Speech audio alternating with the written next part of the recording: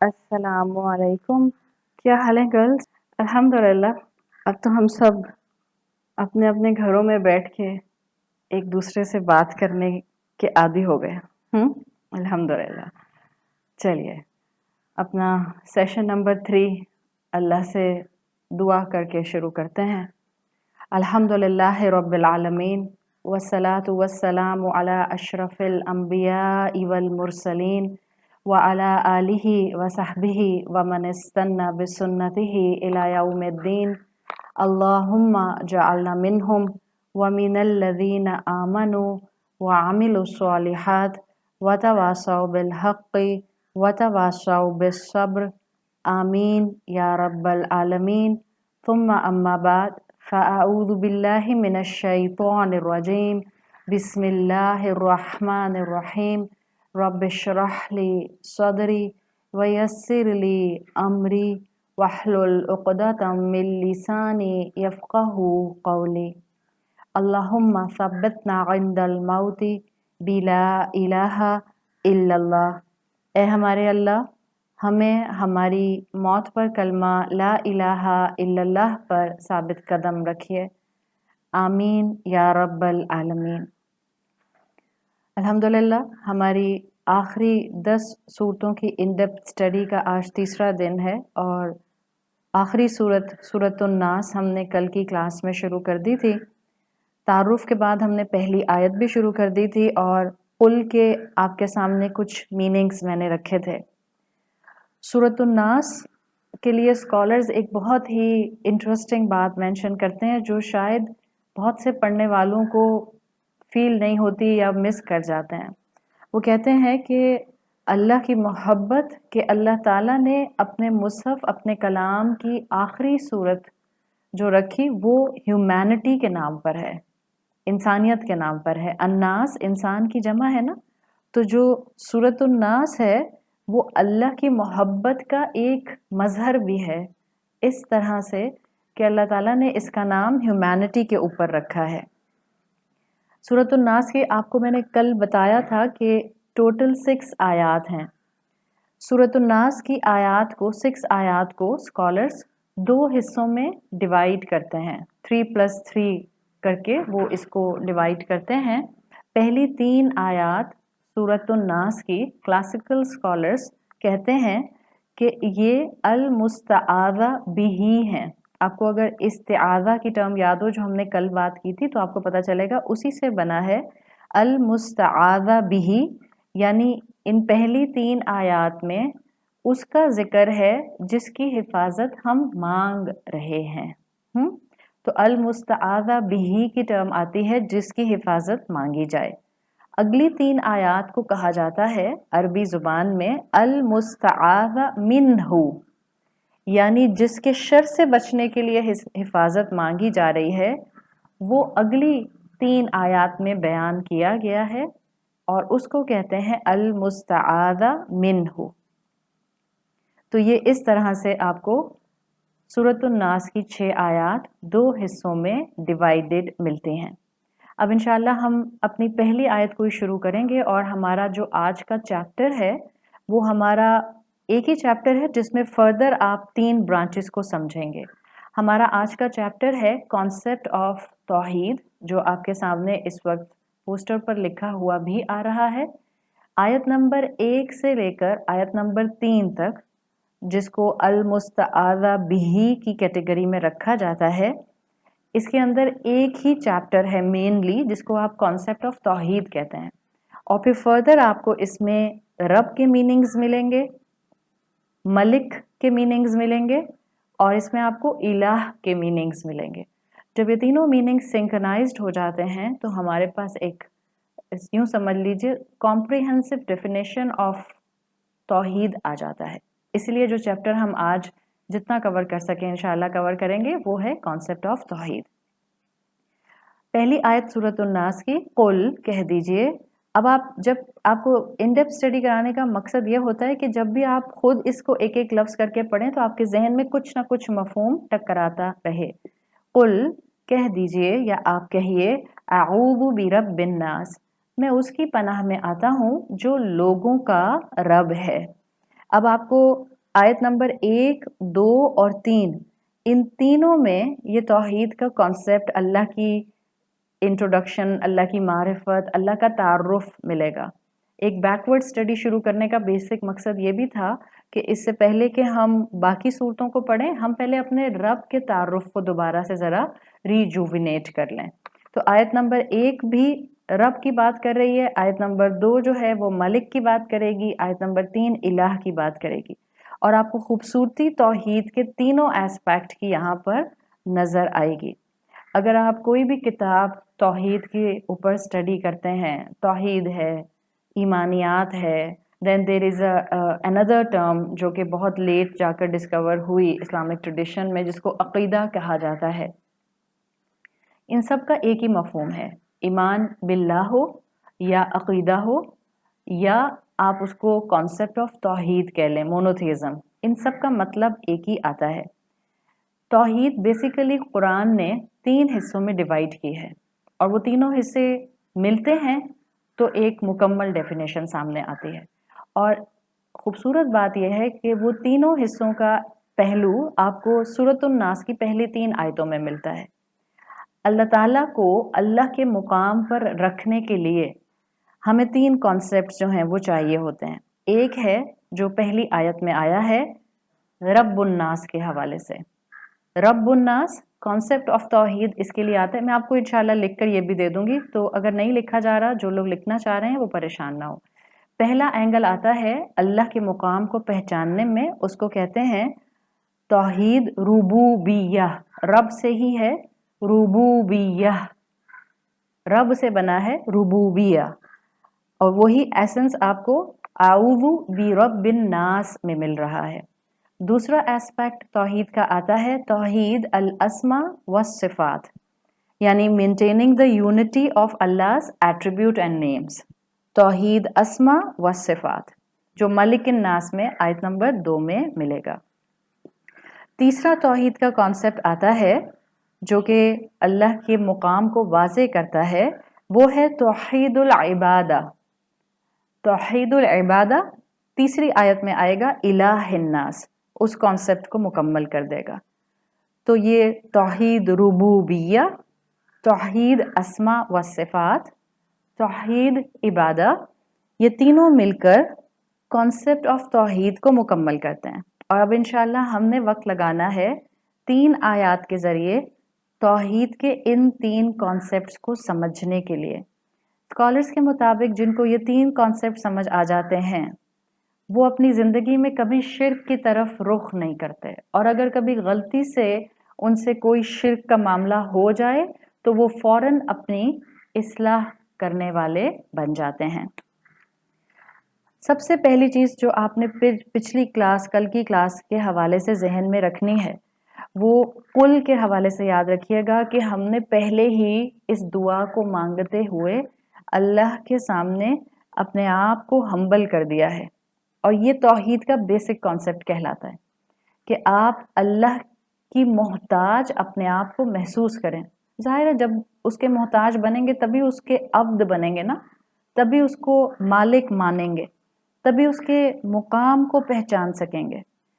इसलिए अगर आपको और मुझे सूरतुन नास की ये 3 आयात समझ आ गई, सिर्फ 3 आयात, तो याद रखें आपकी ज़िंदगी में मकसद का रंग आ जाएगा। 3 आयात भी मिल गई तो हमें अपनी ज़िंदगी का विजन क्लियर होता हुआ नज़र आ जाएगा। और यही सबक हमने सूरत अल फातिहा में पढ़ा है। सूरत अल फातिहा यही सिखाती है कि टोटल डिपेंडेंसी, टोटल मदद के लिए इंसान की निगाह रब की तरफ हो। हम सूरह फातिहा में कहते हैं इय्याका नअबुदु व इय्याका नस्तईन, हम सिर्फ उसी की इबादत करते हैं और सिर्फ उसी से मदद मांगते हैं। तो ये कॉन्सेप्ट इसी तरह से आखिरी दुआ और पहली दुआ का सिंक्रोनाइज्ड हो रहा है। सूरह फातिहा की दुआ में मदद और सूरतुन नास में हिफाजत में तौहीद को पुख्ता कर दिया गया है। अल्लाह हमारी इबादत भी आपके लिए, हम मदद भी सिर्फ आपसे मांगते हैं और हम हिफाजत में भी सिर्फ आपकी तरफ देखेंगे। ये कॉन्सेप्ट जो तौहीद का है इसको डे टू डे लाइफ पर अप्लाई करें।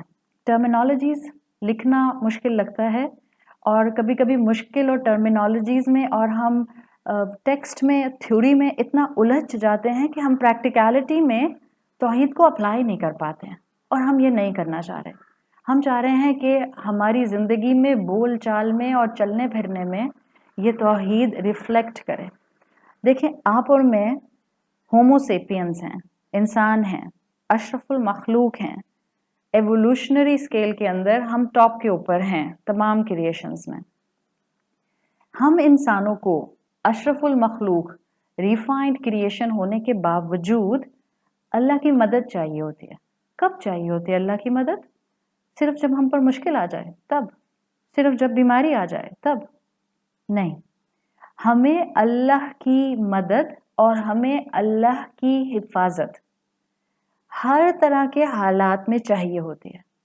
बीमार को तो जाहिरी बात है, बार बार अल्लाह की तरफ देखना ही पड़ता है, लेकिन तौहीद जानने वाला बिलीवर वो फिजिकली सेहतमंद होते हुए भी अपने आप को अल्लाह के सामने उतना ही कमज़ोर समझता है, अपने आप को दुनिया में इतना ही अल्लाह की हिफाजत के लिए मेहनत में लगाता है। देखें, आज से 8 महीने पहले जब मैंने ये बात की थी तो मुझे अंदाज़ा भी नहीं था कि ये बात कितनी वैल्यूएबल हो जाएगी। एक वायरस भी हमारे जिस्म में एंटर हो जाए, हमें नहीं पता चलता। इस पैंडेमिक से पहले तो हमें शायद ये बात बस एक थ्योरी लगती थी साइंस की, एक वायरस आ गया। अब आज हम में से हर इंसान इसको बाकायदा इंटरनलाइज कर सकता है। ऑल्दो आप और मैं फिजिकल रिफाइनमेंट पर बनाए गए हैं तमाम मखलूक़ात में, लेकिन एक वायरस जिस्म में दाखिल हो जाए, हमें कहाँ पता चलता है? एक बैक्टीरिया जो ऑलरेडी हमारे जिस्म के कई ऑर्गन्स के अंदर डिफरेंट बैक्टीरियाज ऑलरेडी मौजूद हैं और वो हमारा एक डिफेंस सिस्टम चलाते हैं इम्यून सिस्टम के साथ मिलकर। अगर कोई भी बैक्टीरिया किसी भी पोर्शन ऑफ द बॉडी का गलत डायरेक्शन में डिवेलप करना शुरू हो जाए, क्या कर सकते हैं हम? क्या पता चल सकता है हमें? कुछ अंदाजा नहीं हो सकता। इवन एक और छोटी सी बात कहने को, आप और मैं अपना साइज देखें और मच्छर का साइज देखें, तौहीद आपको और मुझे डे टू डे लाइफ में कॉन्स्टेंटली एक्टिव कर देती है, सोच विचार थॉट हर मामले में। एक छोटा सा मच्छर है, उसके भी काटने का हमें उस वक्त पता चलता है जब वो काट कर चला जाता है। आज भी, तो अब पैंडेमिक आ गया तो सिचुएशन ऐसी चल रही है, वरना आज भी अगर आप डेमोग्राफिक्स निकालेंगे तो number 1 cause of death in the world is due to malaria. इतने लोग मलेरिया से मरते हैं, या मलेरिया है और फिर सेकंड नंबर पर इन्फ्लुएंजा आता है, नज़ला ज़ुकाम। इतना सा मच्छर है ना, लेकिन ये इतना सा मच्छर जो है ये ऐसा है कि आप और मैं इसके सामने रब की हिफाजत के मोहताज होते हैं।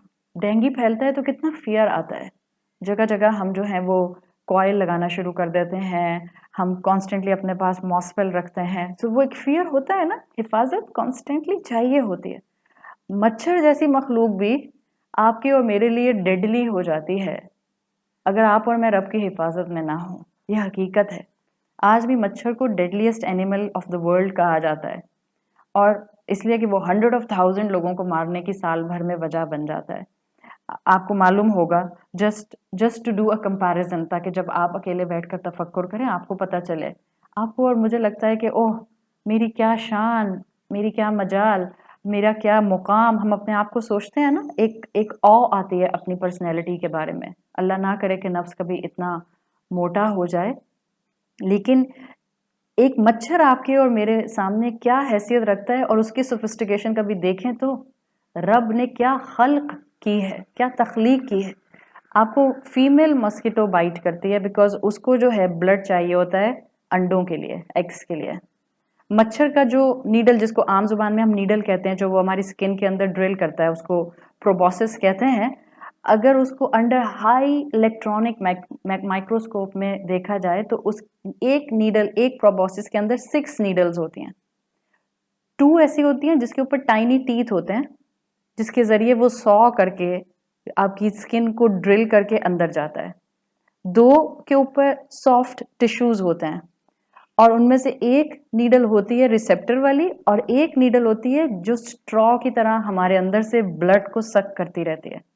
اور اگر یہی مچھر اپنا سلائیوا چھوڑ کر چلا جائے تو اس کے اندر وائرس ہوتا ہے، اس کے اندر پیراسائٹ ہوتا ہے، اور یہ ہمیں بیمار کرتا ہے، یہ ہمارے لیے ڈیڈلی ہو سکتا ہے۔ یہ ہے انسان کے سامنے ایک چھوٹی سی مخلوق، تو ہمیں تو کانسٹنٹ رب کی حفاظت کی ضرورت ہے، کانسٹنٹ، ہم ایک لمحہ بھی رب کی حفاظت کے بغیر نہیں گزار سکتے ہیں۔ آپ کی اور میری جو کیفیت ہوتی ہے جب مچھر کاٹ کے چلا جاتا ہے، جب وہ کاٹ رہا ہوتا ہے ہمیں پتہ بھی نہیں چل رہا ہوتا ہے، کتنی طاقت ہے انسان کی۔ آج جتنی بھی ہم نے ہارنس کر لی ہے طاقت، آج جتنا بھی ہمارے پاس اس وقت سائنٹیفک ریسورس آ گیا ہے، کتنا بھی ہم آرٹیفیشل انٹیلیجنس میں آگے چلے گئے ہیں، کتنے بائیو کیمیکل ویپنز ہم نے بنا لیے ہیں، کتنے بنکرز ہم نے ان اٹامک بامب سے بچنے کے لیے بنا لیے ہیں۔ محتاجی اپنی کبھی نہیں بھولنی چاہیے۔ This is the concept in the beginning of سورۃ الناس۔ اس رب کی محتاجی میرے دماغ میں سٹک ہو جائے، مجھے ہر لمحہ، ہر دن، ہر سال اپنے رب کا محتاج اپنے آپ کو سمجھ کے اس کی حفاظت مانگنی ہے، چاہے مجھے کتنی بھی حفاظت مل جائے۔ آج یہ جو کووڈ-19 کا وائرس ہے، یہ بھی ہمارے جسم میں داخل ہونے سے پہلے ہم سے پوچھتا نہیں ہے hello madam can I enter in your body اور ان یور نیزل پیسج؟ نہیں، وہ تو آ جاتا ہے، آپ کو اور مجھے پتہ بھی نہیں چلتا، اور کئی دنوں کے بعد اس کے سمٹمز نظر آتے ہیں۔ So we human, we are weak created beings, اسی لیے اللہ نے ہمیں دعائیں مانگنا سکھایا ہے، اسی لیے اللہ نے ہمیں ٹولز دیے ہیں۔ جب کوئی کمزور ہوتا ہے تو اس کو ٹولز دیے جاتے ہیں تاکہ وہ اپنا دفاع کر سکے، اپنا ڈیفینس کر سکے۔ اب کس سے آپ اپنا ڈیفینس مانگتے ہیں؟ اپنی حقیقت کو پہچاننے کے بعد، الناس ہوتے ہوئے، میں اپنی حقیقت کو پہچانتے ہوئے کس کی حفاظت میں آ رہی ہوں؟ ذرا جانے تو کون ہے وہ؟ قُلْ أَعُوذُ بِرَبِّ النَّاسِ، وہ تو انسانوں کا رب ہے۔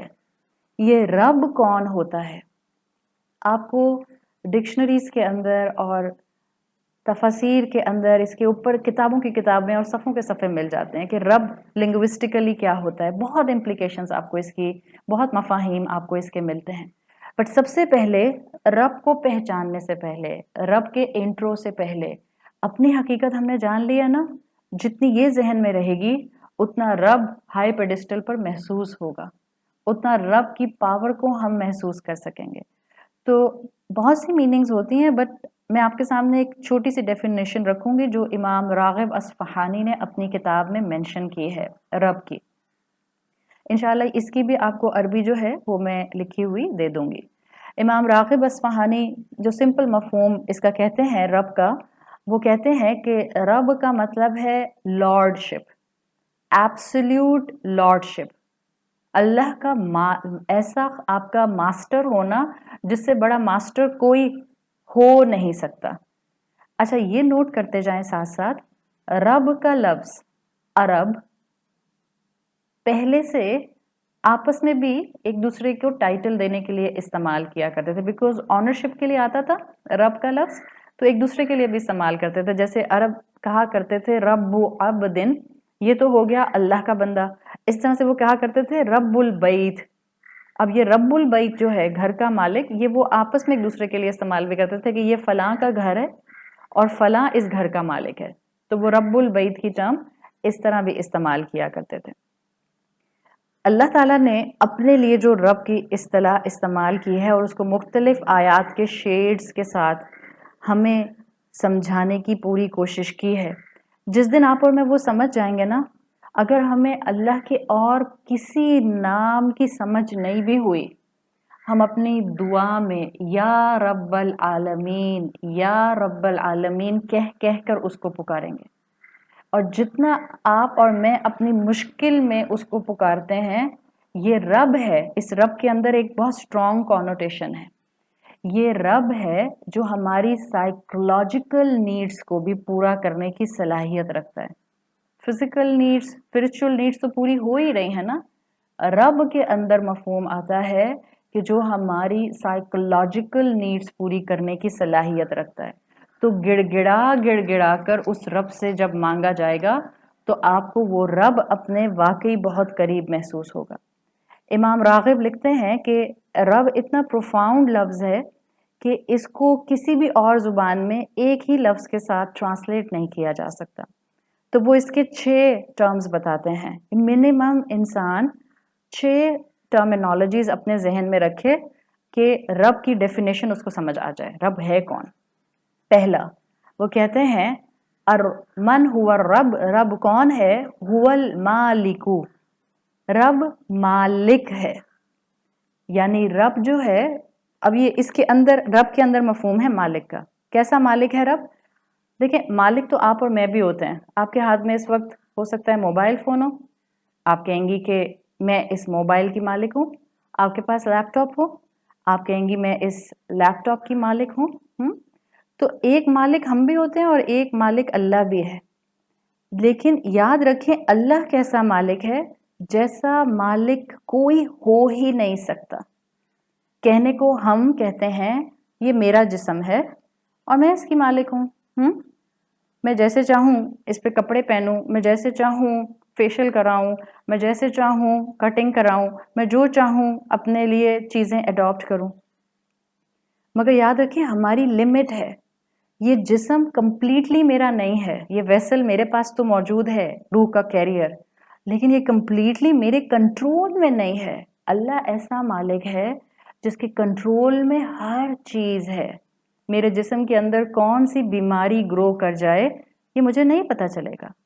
کب کون سی خرابی آ جائے یہ مجھے نہیں پتا چلے گا. تو میری اونرشپ پارشل ہے. اللہ ایسا مالک ہوتا ہے. One of the connotation of رب، وہ ایسا مالک ہے جس کی ایبسلیوٹ اتھارٹی ہے، ایبسلیوٹ لارڈشپ ہے، سب اس کے کنٹرول میں ہے. تو یاد رکھیں اسی ٹیکسٹ کو ذہن میں رکھتے ہوئے اگر اللہ کے سامنے یہ جملہ استعمال کیا گیا، اللہ کے احکامات کے سامنے یہ جملہ استعمال کیا گیا کہ میرا جسم میری مرضی، then there is a huge problem. اگر دنیاوی حقوق مانگنے کے لیے اور ریپ اور انسیسٹ سے اپنے آپ کو بچانے کے لیے بولا تب آپ کا جملہ ٹھیک ہے، بٹ جملے کا استعمال بالکل کلیئر ہونا چاہیے تاکہ اس کے اندر کوئی ابہام نہ رہے. رب کے احکامات کے سامنے بولا میرا جسم میری مرضی، now it has a huge problem. تو رب کے اندر ایک مفہوم آتا ہے مالک ہونے کا. دوسرا مفہوم رب کے اندر آتا ہے المالک والسید.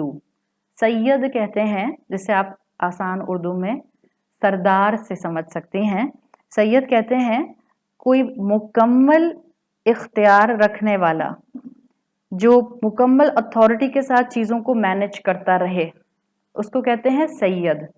مثال کے طور پر آپ ایک مقام رکھتے ہیں اپنی اولاد کے اوپر، تو آپ اپنی اولاد پر سید ہو سکتے ہیں ان اے ورلڈلی سینس. ٹرمینالوجی انسان کے لیے بھی استعمال کی جا سکتی ہے. پر جیسا سید اللہ ہے، جیسی اتھارٹی اللہ کی ہے، ایسی ہم میں سے کسی کی نہیں ہے. ایون ہماری اپنی اولادوں پر بھی ویسی اتھارٹی نہیں ہے. اس لیے کہ آپ اور میں یہ نہیں کہہ سکتے کہ میں اپنی اولاد پر سید ہو گئی تو اب میں جیسے چاہوں ان کے ساتھ سلوک کروں، جیسے چاہوں خدا نخواستہ ان کو بلی کروں، جیسے چاہوں خدا نخواستہ ان کی سیلف ریسپیکٹ کو کرش کر دوں. نہیں، آپ اور میں جواب دہ ہوں گے. تو رب کے اندر کونوٹیشن ہے المالک، رب کے اندر کونوٹیشن آتی ہے والسید. تیسری رب کے اندر کونوٹیشن آتی ہے والمربی. والمربی، یہ جو والمربی کی ٹرم آتی ہے اس سے آپ کو پتہ چل جائے گا تربیت کرنے والا، درجہ بدرجہ کسی چیز کو کلائمیکس پر پہنچانے والا، درجہ بدرجہ اسٹیپ بائی اسٹیپ کسی کو گروتھ کے ساتھ آگے سے آگے بڑھانے والا. اللہ مربی ہے. اللہ جانتا ہے کہ آپ کے اور میرے جسم کو کس وقت کس چیز کی ضرورت ہے. اللہ اسی حساب سے ہمارے لیے چیزوں کو مہیا کرتا جاتا ہے. رب کے اندر مربی ہونے کا مفہوم ہے. جب بھی کہتے ہیں چیریشر، نرشر، وہ جو کانسٹنٹلی ہماری گروتھ کے لیے ہمیں سسٹننس پرووائڈ کرتا رہتا ہے. تو والمالک والسید والمربی. Fourth one والمرشد. اصل مرشد تو اللہ ہے، اصل صحیح راستہ دکھانے والا، گائیڈ کرنے والا، नेकी की तरफ इनकरेज करने वाला। आप और मैं जब कहते हैं ना कि मुर्शद कौन होता है, असल में कौन होता है, वो जो आपको नेकी की तरफ इनकरेज करे। किसी इंसान के लिए भी आप ये इस्तिलाह इस्तेमाल कर सकते हैं, लेकिन असल मुर्शद कौन है? अल्लाह सुब्हाना व तआला, अल्लाह रब्बुल इज़्ज़त वल जलाल। इसलिए कि वो हमें सही डायरेक्शन देता है, वो हमें सही रास्ता दिखाता है। वल मुर्शद, अल्लाह मुर्शद है। वल मालिकु वस्सय्यिदु वल मुरब्बियु वल मुर्शद वल क़य्यिमु, अल्लाह वो है जिसने मेरी एग्जिस्टेंस को मेंटेन रखा हुआ है, अल्लाह ने मुझे कायम रखा हुआ है। आज आप और मैं जिंदा हैं, आज आप और मैं सांस ले रहे हैं, सिर्फ इसलिए कि उसकी इजाज़त है, सिर्फ इसलिए कि उसने मेरी सांसों का तार जोड़कर रखा हुआ है, सिर्फ इसलिए कि उसने मेरे लिए ज़िंदगी की सहूलियात मुहैया की हुई हैं। मैं सिर्फ इसलिए ज़िंदा हूँ। एक एक लफ्ज़ जब हम बोलें पूरे शऊर के साथ बोलें तो वल क़य्यिमु, वो इस वक्त मुझे कायम रखे हुए है, मेरे हर रिश्ते को कायम रखे हुए है, इस दुनिया को कायम रखे हुए है, इस सोलर सिस्टम को कायम रखे हुए।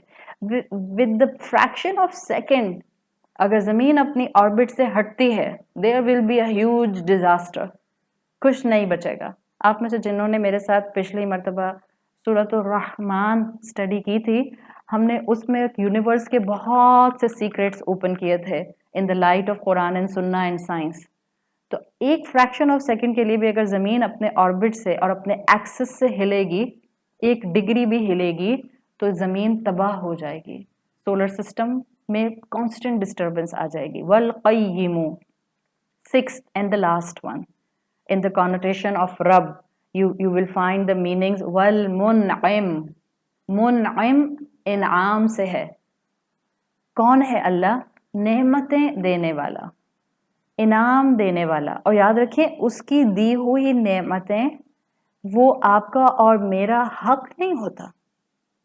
अल्लाह मुनइम है। जब हम कहते हैं ना रब्बुल आलमीन, इसलिए कि वो मुनइम है, वो मुझे इतना देता है जो मैं डिजर्व नहीं करती हूँ, उससे कहीं ज्यादा देता है जो मैं डिजर्व नहीं करती। वो मेरी पर्सनैलिटी और मेरे गुनाहों और मेरी शख्सियत के मुताबिक नहीं देता, वो अपनी अता और अपने ख़जानों के मुताबिक देता है। वल मुनइम, वो इनाम देने वाला है। उसकी हर नेमत मेरे लिए एक गिफ्ट है, एक्स्ट्रा बोनस है, उसका फजल है, उसकी अता है। ये है वल मुनइम, वो मुझे वो देता है जो मैं डिजर्व भी नहीं करती। तो ये मफहूम रब कहते हुए मेरे जहन में आए, कुल अऊज़ु बिल रब्बिन नास। जब आप बोलें तो रब से ये 6 मफहूम आपके जहन में आए, अल मालिक वस सय्यद वल मुरब्बी वल मुर्शद वल क़य्यिम वल मुनइम। फिर एक और बहुत खूबसूरत एंगल, जो जब भी रब का लफ्ज़ आप पढ़ें, चाहे सूरतुन नास में पढ़ें चाहे कहीं भी पढ़ें, हमेशा याद रखिएगा अल्लाह ताला ने इसी लफ्ज़ से अपने आप को रसूलों के सामने इंट्रोड्यूस करवाया है, रब के नाम से। अल्लाह ने रसूल अल्लाह सल्लल्लाहु अलैहि वसल्लम के सामने फर्स्ट टाइम अपने आप को इंट्रोड्यूस कराया। पहली वही, पहली आयत, इक़रा बिस्मि रब्बिकल्लज़ी खलक़। अल्लाह ने रब के नाम से रसूल अल्लाह के सामने अपना इंट्रोडक्शन दिया। अल्लाह ने मूसा अलैहिस्सलाम के सामने जब अपना तारुफ कराया, इसी रब के लफ्ज़ से करवाया। सूरह ताहा की आयत नंबर 12 में आता है, अल्लाह ताला ने मूसा अलैहिस्सलाम को जब पहाड़ पर बुलाया था, आग को देखते हुए वो वहां पहुंचे थे, तो उनको वहां आवाज आई थी, या मूसा इन्नी अना रब्बुक, ए मूसा मैं ही तुम्हारा रब हूं।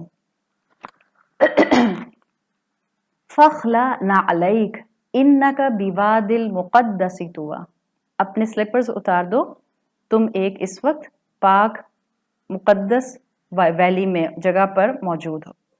मुझे और आपको अल्लाह ताला ने अपना तारुफ कराया है, आई एम सॉरी, मुझे और आपको अल्लाह ताला ने अपना तारुफ करवाया है सूरह फातिहा में, अल्हम्दुलिल्लाहि रब्बिल आलमीन।